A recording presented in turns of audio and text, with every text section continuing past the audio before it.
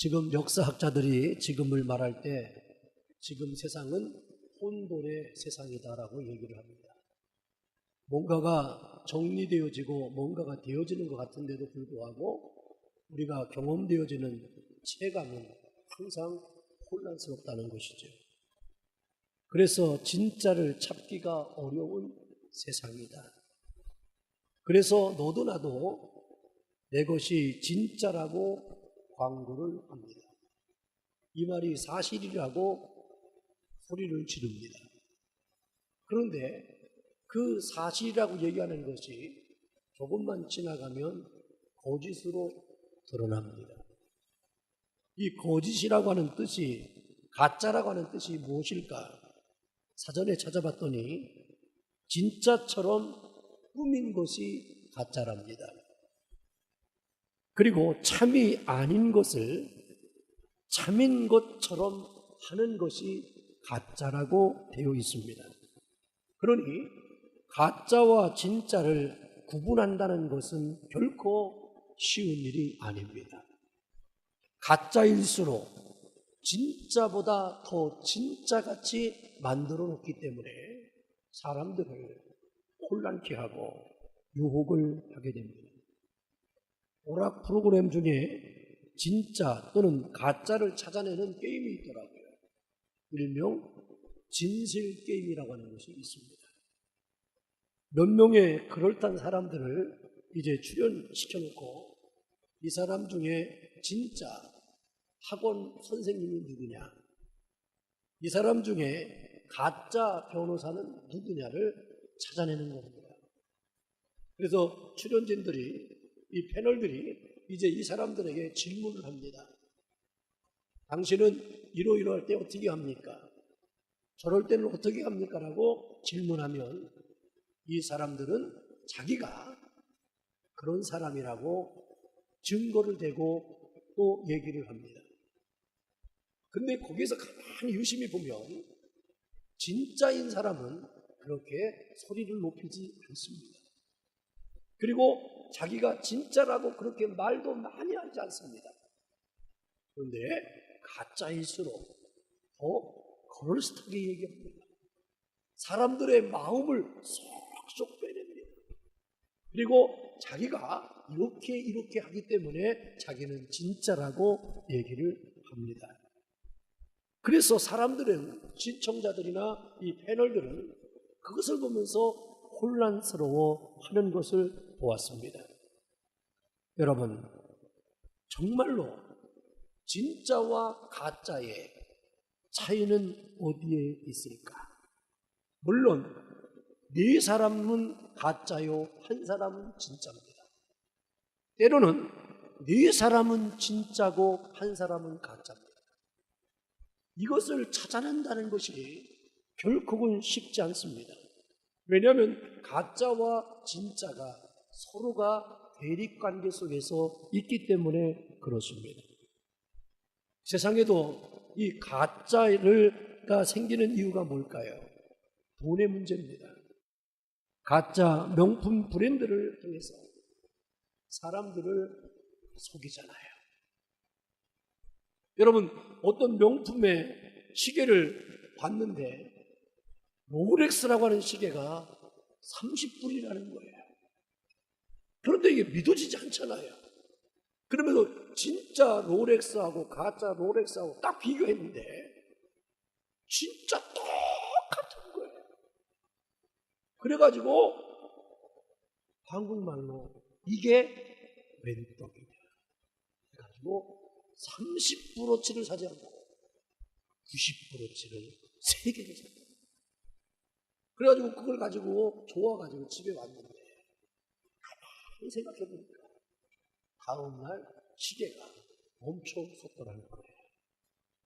그때는 깜짝 현혹돼가지고 그걸 샀지만 30불씩 사가지고 3개를 사고 나니까 집에 다음날 시계가 멈췄을 때 차라리 햄버거 하나 사 먹을 거예요.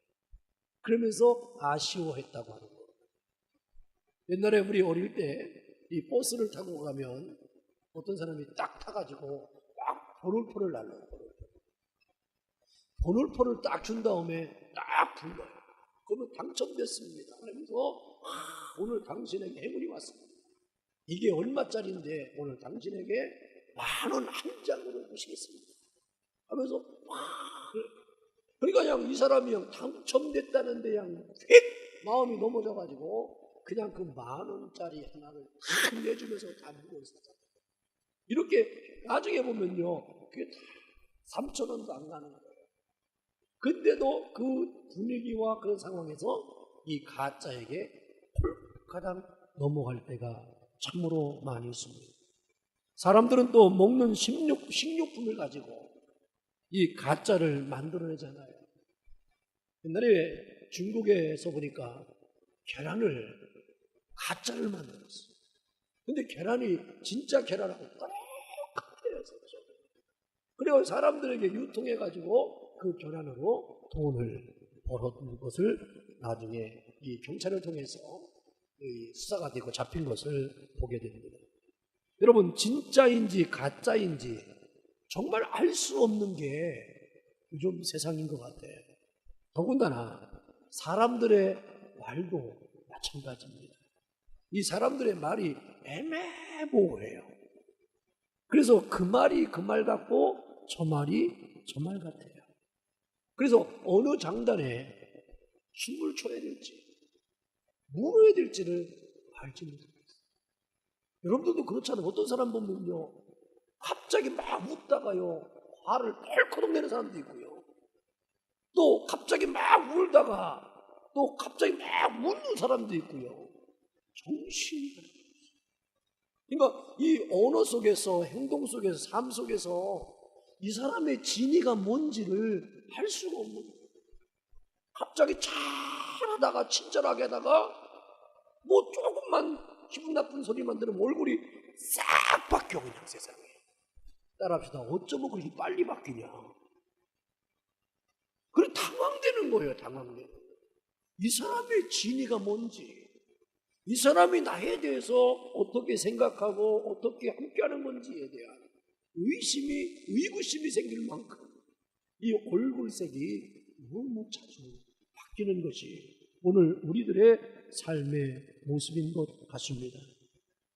그저 만나기만 하면, 보기만 하면 혼란스러운 것이 오늘 우리들의 삶입니다. 이제 종교에까지도 가짜냐 진짜냐, 믿음이 참 믿음이냐 거짓 믿음이냐라고 하는 문제를 가지고도 심각한 사회적인 문제를 낳고 있습니다. 정말 이 믿음이 진짜냐 가짜라고 하는 것 앞에 대두될 때는 이 문제야말로 심각하고 중요한 문제가 아닐 수가 없습니다. 그런데 성경은 마지막 때가 가까울수록 이단들이 나타날 것이고 믿음의 성도들의 영혼을 유혹하는 사단의 계략이 기승을 부릴 것이고 하나님을 떠나 우상을 숭배하는 자들이 넘쳐나게 될 것이라고 말씀을 하고 있습니다. 그래서 우리 교회와 우리 성도 여러분들은 늘 깨어 두렵고 떨림으로 구원을 이루지 아니하면 안 되는 것입니다. 그래서 사도 바울은 에베소 교인들에게 전신갑주를 입으라고 말씀하는 겁니다. 무장해야 되는 거예요.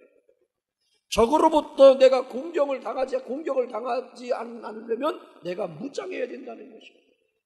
오늘 이 세상에 영적으로 어두워져 가고 있고 이 세상이 얼마나 혼탁한 시대에 살고 있습니까? 그러다 보니까 우리 모든 믿음의 성도들이 잠깐의 안일함이 내 영혼을 팔아넘겨버리는 그런 통로로 빠져들게 되는 일들이 얼마나 많은지 알 수가 없습니다.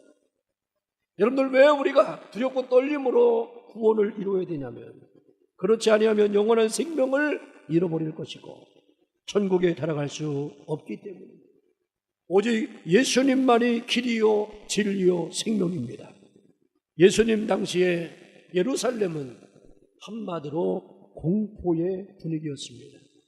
이미 유대인들이 누구든지 예수를 그리스도로 시인하는 자는 출교하기로 결의하였으므로 많은 사람들이 무서워했다고 그랬습니다. 그래서 예수님 앞에 나오는 사람들은요, 어떤 사람이었습니까? 이미 어쩔 수 없이 버림당한 사람들이 예수님 앞에 나왔습니다. 형제로부터, 또한 부모로부터, 친구들로부터, 지역사회로부터 퇴출당한 사람들, 버림당한 사람들이 바로 예수님을 만나는 사건이 있었습니다.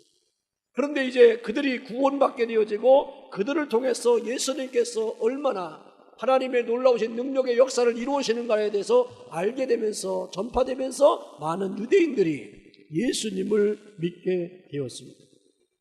근데 그들의 믿음에는요, 유대교로부터 출교된다고 하는 얘기는 생업의 위험성이 있다는 것을 각오해야 됩니다. 내가 예수를 믿는다고 하는 그 이유 때문에 자기의 생존권에 위협을 느껴야 되는 그러한 삶을 경험하는 시대가 예수님 당시였습니다. 여러분들이 알다시피 죽으려고 예수 믿는 사람이 어디 있겠습니까? 내가 예수 믿으면 망한다고 할 때 망하려고 예수 믿는 사람이 어디 있겠습니까? 그러나 예수님 당시는 그런 것이 아니었습니다. 예수님을 믿는다고 하는 것은 정말로 살벌한, 내일을 예측할 수 없는 그 상황으로 자기를 내어 맡기는 것이었습니다. 그런데 예수님은 이런 믿음의 문제를 지적하면서 이제부터는 바로 하라고 권면합니다.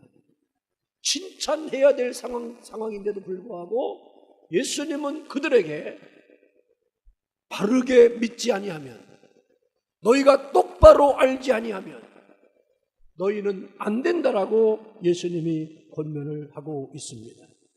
핍박을 무릅쓰고 믿음을 고백한 이들의 믿음을 경고하고 계시는 예수님의 모습을 보면서 오늘 이 시대에 우리도 마찬가지로 내가 하나님께로부터 인정되어지고 칭찬받고 존경되어지고 세움받고 또 사랑해주고 이런 것에 내가 여러분들 취하지 말고 우리가 정말로 취해야 될 것은 내가 가는 이 믿음의 길이 하나님이 기뻐하시는 것인가, 하나님이 인정하시는 것인가를 우리는 점검해야 된다고 하는 것입니다. 문맥 흐름을 보면 33절에 보면 저희는 이를 할 때 예수를 믿는 사람들입니다. 그런데 예수님을 믿는 저희들에 대한 의문이 생기죠. 조금 전에 예수님을 믿는다고 했던 사람들이 59절에 보면 미쳤다 하고 돌을 들어 치려고 합니다. 어떻게 이런 일이 있을 수 있습니까? 한마디로 그들이 예수님을 믿는다고 한 것은 가짜 믿음이었기 때문입니다. 우리는 이 말씀 앞에서 스스로 돌아보아야 합니다. 나는 어떤 믿음을 갖고 있는가? 나의 믿음은 참 믿음인가? 아니면 거짓 믿음인가를 점검해 보아야 합니다. 여러분, 누군가가 여러분들의 믿음에 대해서 얘기하면 여러분들 기분 나빠합니다. 여러분, 누군가가 여러분들에게 당신 믿음은 참 진실한 믿음입니다 그러면 기분 좋아할 수도 있습니다. 그리고요, 당신 믿음은 잘못된 믿음이라고 하면 화가 날 수도 있습니다. 왜 그 사람의 인정하는 것에 기분이 좋고 왜 그 사람이 인정하지 않는 것에 대해서 기분이 식상합니까? 그것은 그 사람의 평가 속에 내가 있다는 것 때문에 그러는 거예요. 그런데 우리는 다 압니다. 믿음이 있다라고 하든 없다고 하든 우리는 다 기분 나빠해야 되는데 문제는 뭐예요? 좋아했다는 거예요. 그러나 여러분들의 믿음을 평가하실 분은 오직 하나님이십니다. 여러분, 부자하고 거지 나사로가 죽었습니다. 그런데 이 땅에서는 어떤 일이 생겼습니까? 부자가 장례를 치를 때는 어마어마하게 장례를 치렀을 겁니다. 사람들이 얼마나 많이 왔겠습니까? 그리고 시신을 놓고 이 사람에 대해서, 업적에 대해서 수도 없이 많은 사람들이 얘기했을 겁니다. 그리고 그 자손들에 대해서도 모든 사람들이 그렇게 위로하고 견면하고 축복했을 겁니다. 그러나 거지 나사로는 누군가 이름도 없이 빛도 없이 가마에 뚫뚫 말아서 그의 시신이 어디로 가는지도 알지 못할 만큼 이름도 없이 빛도 없이 장례를 치렀을 겁니다. 이 부자는요, 몇 날 며칠 모든 동네 사람들을 초청해서 잔치를 베풀면서 손님을 치렀을 겁니다. 그런데 그 사이에 하늘에서는 무슨 일이 생겼습니까? 거지 나사로는 아브라함의 품에서 있었고, 부자는 어디에서? 지옥에서. 그리고 또 무슨 일이 있었습니까? 얼마나 고통스러웠던지. 나사로를 보자마자 그 손에 물을 묻혀서 자기 혀 좀 서늘하게 해달라고 할 만큼 그런 고통 가운데 신음하고 있었습니다. 세상에서는 그런 일이 있고 그 죽음의 세계 이후에서는 그런 일이 생기고 있었습니다. 그러나 거제 나사로는요, 아무도 그를 인정해주지 않았지만 그는 하나님 품에 안겨 있습니다. 여러분, 오늘 이 시대에 누가 나를 얘기하느냐가 중요한 것이 아닙니다. 이제 누가 나에게 이런 믿음이니 저런 믿음이라고 하는 얘기로 여러분들이 기뻐하고 괴롭고 짜증내고 불편해할 것이 아니라 이제는 하나님과 나와의 관계에서 내 스스로를 점검할 수 있는 믿음의 은혜를 회복하기를 주의 이름으로 축원합니다. 오늘 본문 말씀에 보면 가짜 믿음의 4가지 특징을 말해주고 있습니다. 첫째로, 가짜 믿음은 구원의 필요성을 절실히 느끼지 못합니다. 진리가 너희를 자유케 하리라고 하는 말씀이 있습니다. 예수님의 말씀은 너희는 구원을 받아야 한다는 얘기입니다. 예수님만이 참 자유를 주실 것이라고 말씀을 하고 있는 겁니다.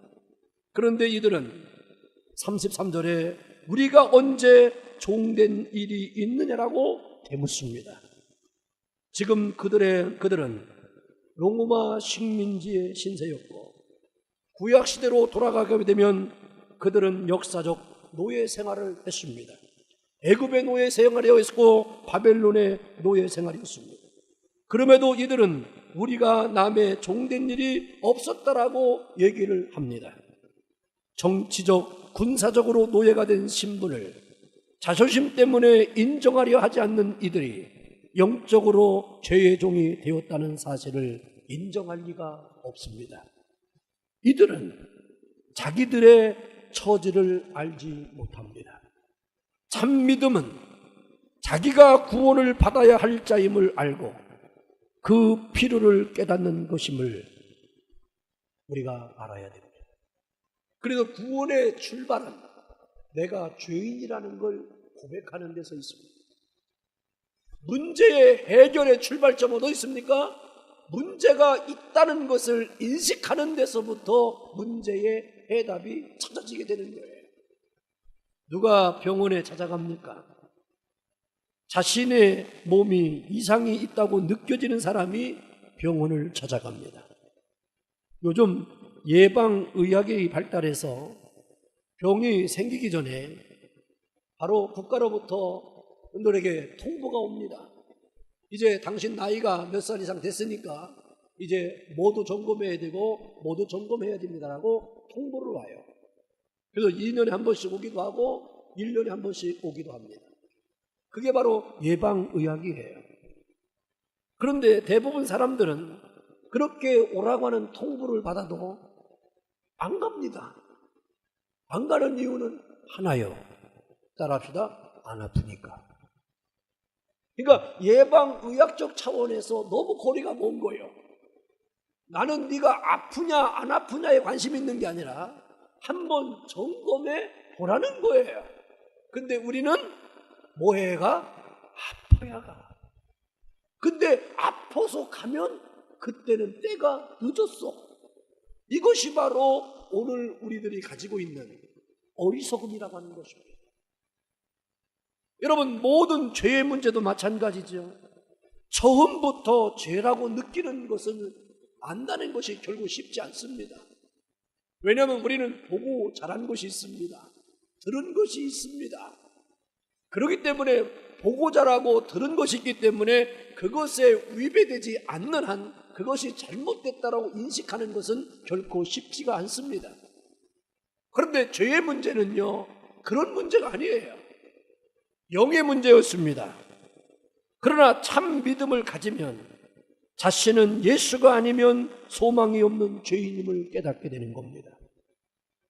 자신이 죄인임을 인정하고 그 죄를 해결하실 분이 오직 예수님밖에 없다고 믿어 그분께 나오는 것이 참 믿음인 것입니다. 이런 것을 알지 못하고 교회를 단순히 재미로 나오신다면 그 믿음은 가짜입니다. 바로 내가 교회를 오는 것은요, 재미있다 없다가 중요한 게 아니에요. 그런 시스템이 갖춰졌다 안 갖췄다가 중요한 게 아니에요. 예수를 믿는다는 것, 교회를 나온다는 것의 출발은 내가 구원받아야 된다는 그거의 출발점이 있어야 된다는 겁니다. 그런데 그 구원은 내가 죄인임을 인정하는 것으로부터 출발된다는 것입니다. 여러분 중에 죄가 없다고 생각하는 분은 빨리 이 자리에서 일어나셔서 나가셔야 돼요. 왜냐하면 이곳에 오래 계시면 죄가 오염됩니다. 여러분들 죄로 여러분들 전염됩니다. 옆 사람의 죄가 내게 묻어다녀요. 그러니까 빨리 나가셔야 돼요.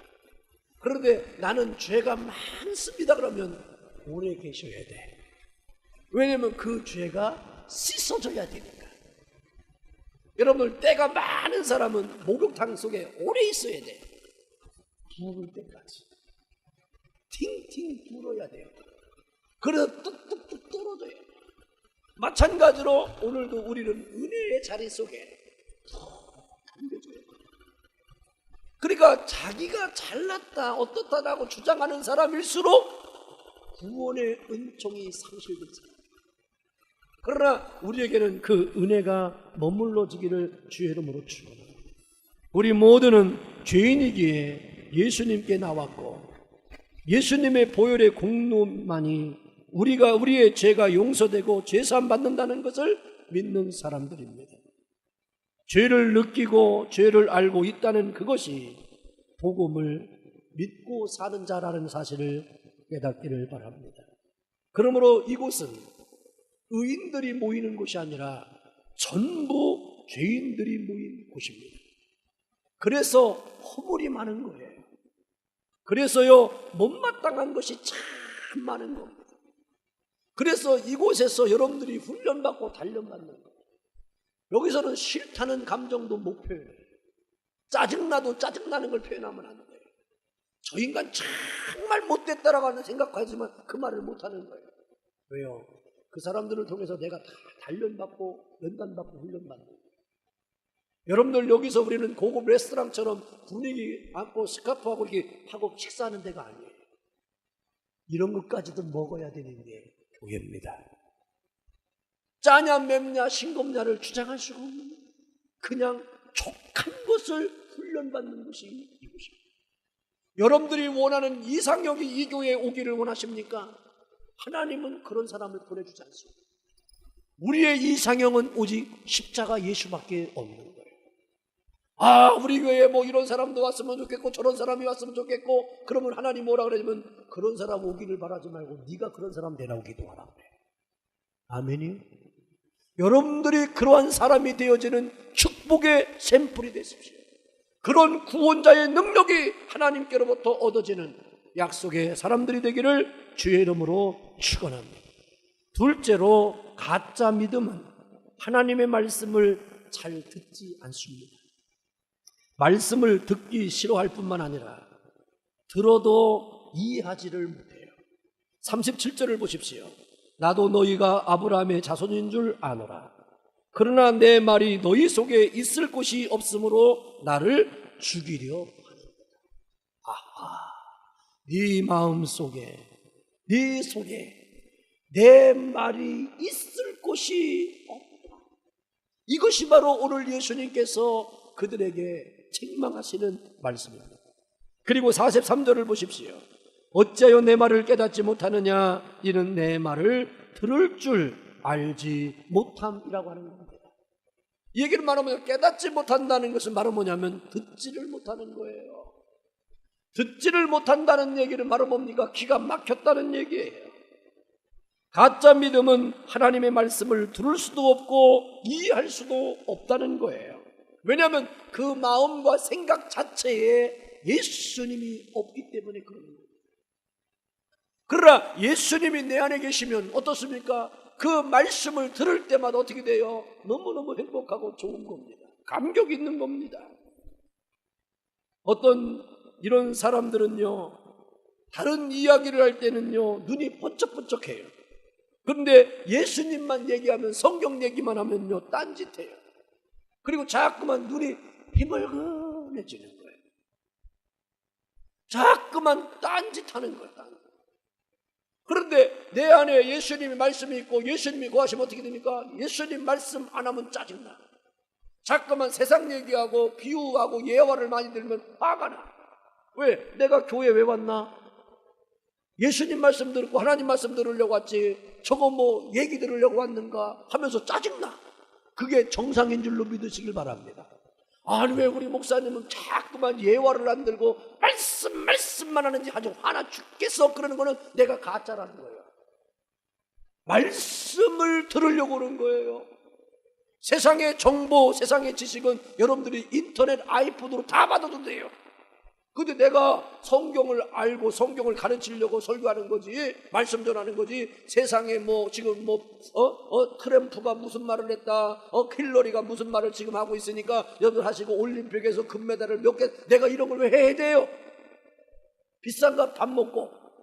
그거 아니잖아. 우리가 하나님 앞에 예배할 때는 오직 하나님의 말씀으로 집중돼야 돼요. 그러니까 가짜의 믿음은 어떻게 말씀을 안 들으려고 그래요. 그리고 이 말씀을 들을 때는 딴짓하는 거예요. 그런데 진짜 믿음은 어떻게 돼? 말씀만 들으려고. 오늘 귀한 시간에 말씀이 들려지는 여러분들 되기를 주의 이름으로 축원합니다. 그래서 요한계시록에 뭐라고 그랬습니까? 귀 있는 자는 성령이 교회들에게 하시는 말씀을 들을지어다. 이 말은 귀가 있는데 아무도 듣지 못한다는 겁니다.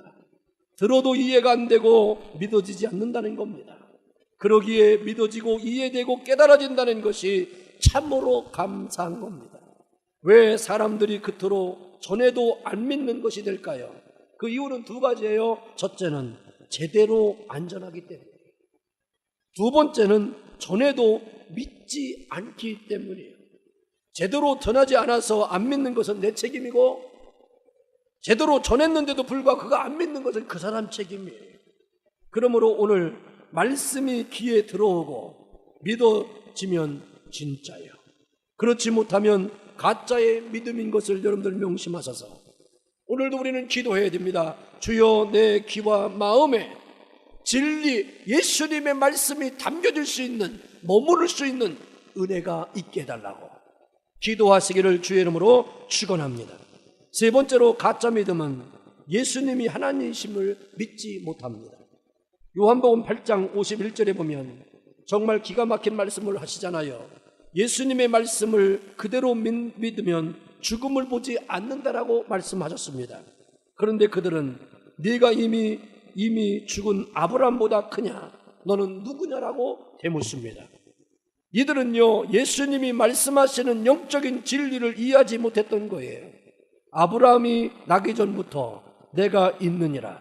즉, 이 말씀은 예수님은 자기가 누구인지를 밝히는 겁니다. 다만 육체를 입고 오셨을 뿐 그 분의 존재는 영원토록 있었음을 선언하는 것입니다.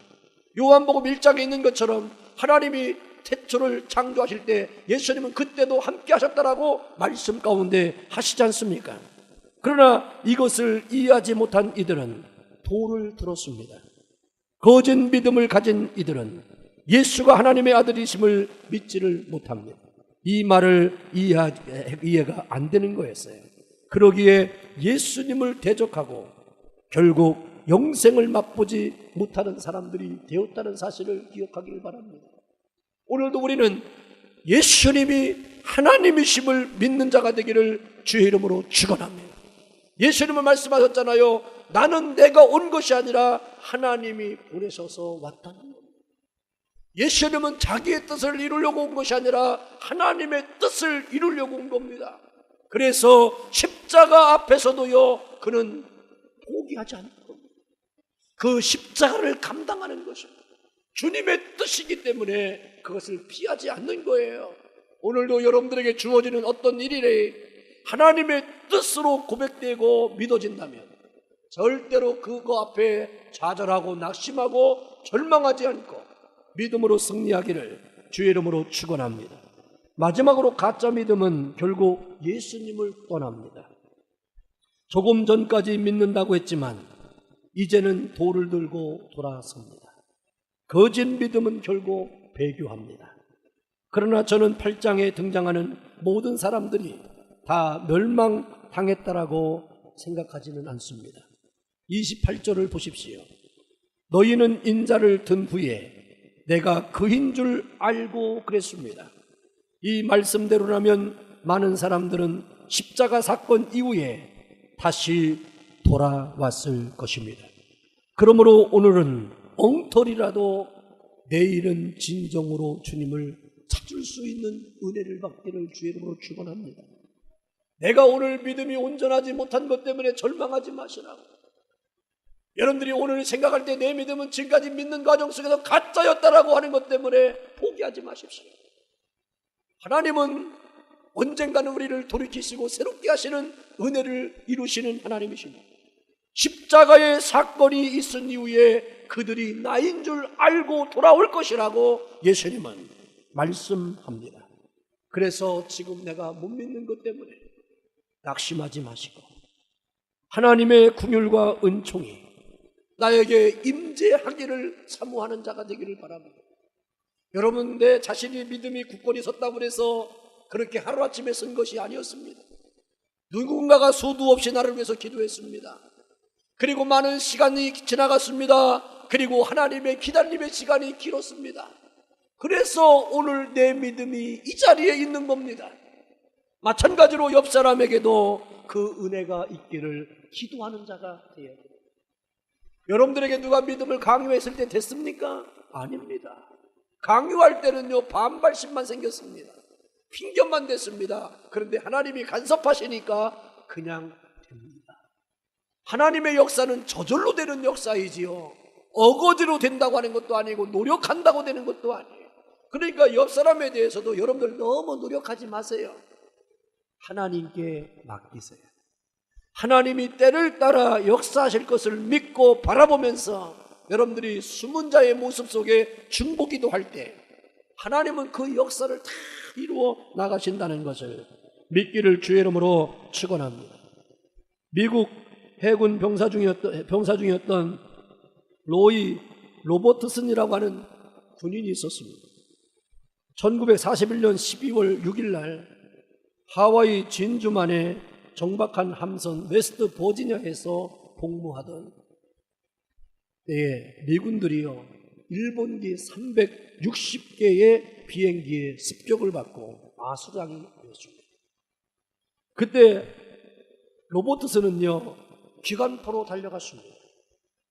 거기에 있는 기관포는 잡아보는 순간 연습용 탄환군이었습니다. 비행기는 날라와서 자기들을 공격하는데 속수무책으로 당하는 거예요. 그래서 그거를 방어 사격을 해야 되는데 총을 잡아당겨도 나가지 않습니다. 왜냐하면 가짜였기 때문에. 그렇지만 거기서 가짜를 붙잡고 소리를 지르면서 팍 쏘는 신용을 했습니다.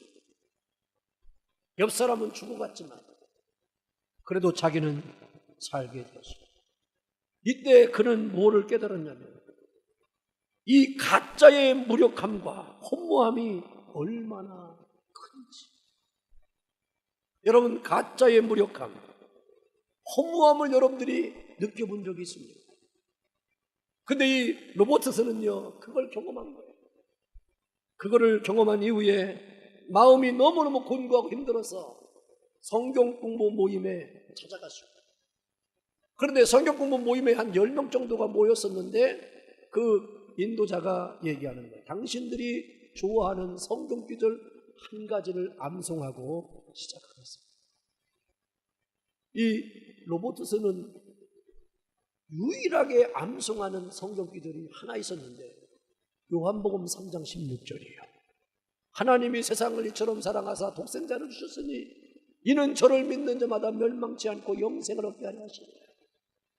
내가 오늘 이거 한 개밖에 모르니까 이걸 꼭 해야겠다 생각하고 순서를 기다리는데 저놈도 그거 하고 저놈도 그거 하고 10명 중에 자기 순서가 오는데 6사람이 그것만 해요. 자기 순서가 7번째인데 어쩔 수 없이 자기도 하나님이 세상을 이처럼 사랑하고 그걸 하는데요. 얼마나 부끄러웠던지 얼마나 창피했던지 충격이 오는 거예요. 다른 사람들은요 성경 공부를 하고 다 집에 갔는데 자기 혼자 교회 한 구석에 앉아서 하나님 앞에 기도했습니다. 하나님, 나는 뭡니까? 깊은 밤 홀로 기도하는 중에 그가 스스로 깨달은 것이 바로 뭐냐면 나는 가짜다. 나는 결론을 얻게 됐습니다. 그래서 그 순간에 나는 가짜라고 하는 것을 깨달은 그 순간에 그는 결단했습니다. 나는 이미 가짜가 무력하고 허무한 것을 깨닫잖아요. 이제 오늘 나의 믿음이 내 스스로가 가짜라는 것을 발견했으니 내가 이제 진실하게 살아야겠다. 내가 진실한 친구가 되고 진실하게 예수를 믿고 진실한 관계성을 갖고 진실한 인간으로 내가 거듭나야겠다 라고 결단을 하고 하나님 앞에 엎드렸습니다. 그리하여 로이 로버트슨은 빌리그레암 전도단 내에 들어가서 귀한 사역을 감당하는 위대한 전도자가 되었습니다. 그리고 그 후에 토르트맨과 함께 내비게이터라고 하는 청년신앙 훈련단체를 창설하는 사람이 되었습니다. 자신의 가치를 발견하고 가짜를 발견하고 실망하고 낙심하였으나 그 순간이 그에게는 진짜가 되는 출발점이었습니다. 예수님을 믿는다는 것은 쉬운 일이 결코 아닙니다.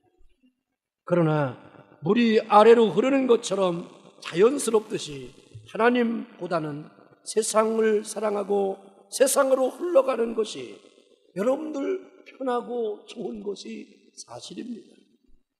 될 대로 사는 게 얼마나 편한 것인지 여러분들 다 알잖아요. 옛다 모르겠다.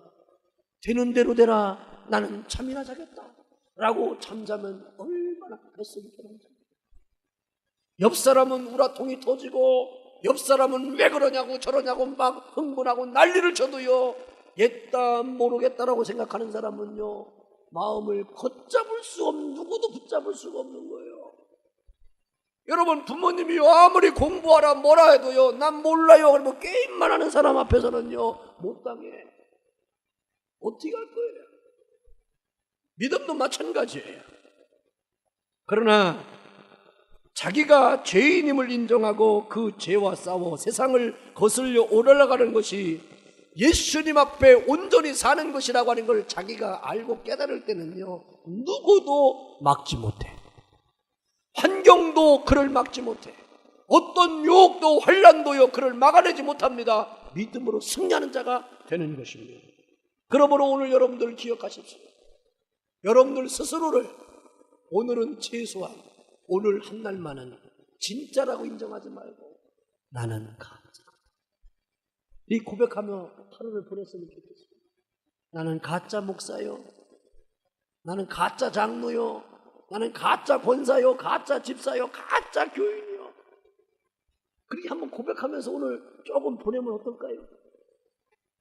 거기로부터 나는 다시금 세워질 것을 믿는다면요 충분히 해도 된다는 거예요.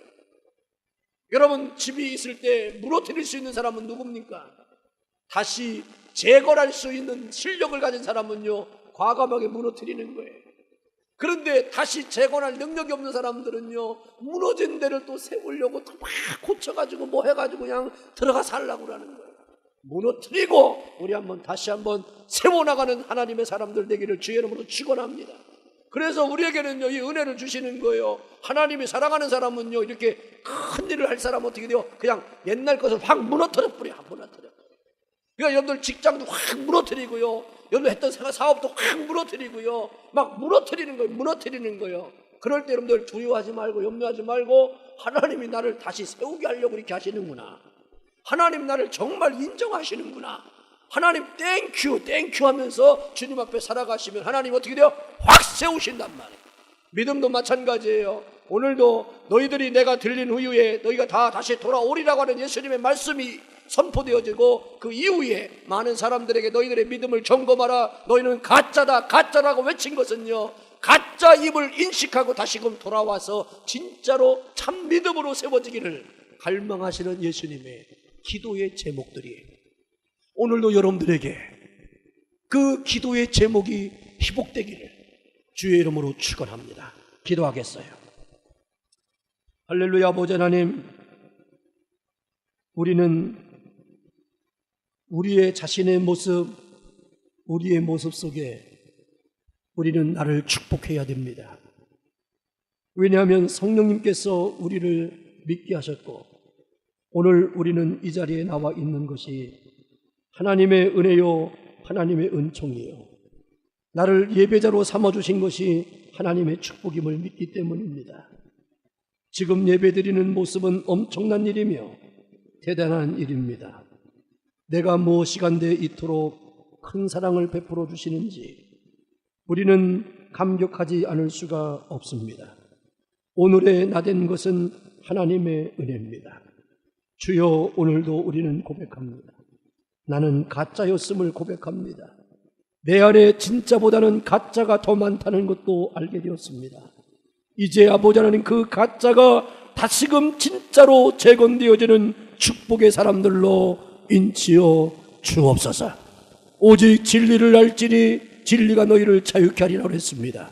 십자가 외에는, 예수님 외에는 우리가 진짜가 될 수 없고 참 믿음이 될 수가 없사오니 오늘도 우리를 그 자리로 날마다 들어서게 하여 주옵소서. 예수님의 이름으로 기도하옵나이다. 아멘.